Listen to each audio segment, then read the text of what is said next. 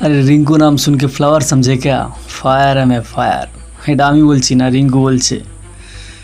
বলছে ও চলে গেছে, বিরাট রোহিত চলে গেছে, এবারের 2026-এর ওয়ার্ল্ড কাপ আমরাই জেতাবো। অভিষেক শর্মা জানিয়ে দিয়েছে রাজ করতে এসছে। আসবে চলে যাবে এরকম না যে জিম্বাবুয়ে সিরিজ সুযোগ পেয়েছে থাকবে তারপরে বাদ হয়ে যাবে, এরকম হবে না। কালকের ম্যাচেই জানিয়ে দিয়েছে। আসলে আমি বলছিলাম এরা কি আইপিএলের পারফরমেন্সের উপরে চান্স পেয়েছে? না, এরা প্রমাণ করে দিয়েছে নিজের যোগ্যতায় এরা চান্স পেয়েছে। কারণ 20 ওভারে কালা 234 রান করেছে জিম্বাবুয়ের বিরুদ্ধে দ্বিতীয় টি20 ম্যাচে, আর তার জবাবে জিম্বাবুয়ে মাত্র 134 রান করেছে। আর যেখানে ইন্ডিয়ার শুভমান গিল একমাত্র 2 রানে আউট হয়েছে, তাছাড়া অভিষেক শর্মা সেঞ্চুরি করেছে, ঋতুরাজ গায়কোয়াড় 77 রানে নট আউট, রিঙ্কু সিং 22 বলে 48, মানে রিঙ্কু সিংও ফাটিয়ে দিয়েছে কাল।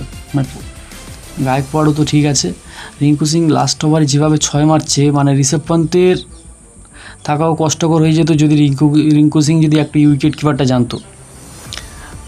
মানে লাস্ট কাল 10 ওভারে 160 রান হয়েছে।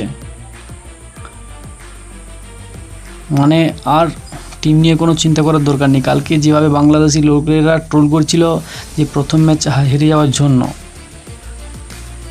এবার তারা দেখে বুঝতে পারছে যে তাদের সঙ্গে যখন এই টিমও খেলবে কী অবস্থা করবে তাদের।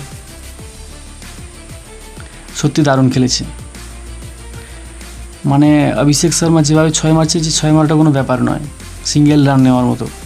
সেম রিঙ্কু সিংও দারুণ খেলা হয়েছে। আর এখানে যেখানে জিম্বাবুয়ের ব্যাটাররা চেষ্টা করেছিল কিন্তু টার্গেটটা কমপ্লিট করতে পারেনি, মাত্র 134 রান করে অল আউট হয়ে গেছে। আর এখানে ব্যানেট মানে ভালো খেলছিল, প্রথমে 9 বলে 26 রান করেছে, আর মাথাভিরে যে 39 বলে 43 রান করেছে।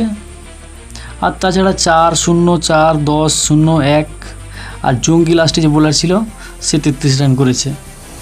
তো এরা চেষ্টা করেছে, মোটামুটি ভালো ক্রিকেট খেলছে।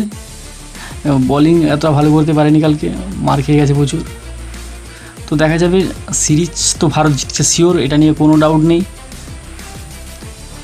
তো আমরাও অপেক্ষায় থাকলাম যে সিরিজ যেন জিতে পেরে আর কোনো ম্যাচই না হারে ইন্ডিয়া। তো দেখা যাক পরের ম্যাচে কি হয়। অভিষেক শর্মা রাজ করে না রিঙ্কু সিং বলে ফায়ার है मैं फायर, রিঙ্কু নাম শুন के फ्लावर समझे क्या? তো এইভাবে করতে থাকে না আবার জিম্বাবুয়ে কামব্যাক করে, সেটা দেখার বিষয়। তো পরের ম্যাচের জন্য অপেক্ষায় থাকলাম। ভালো থাকবেন, দেখা হচ্ছে পরের ভিডিওতে।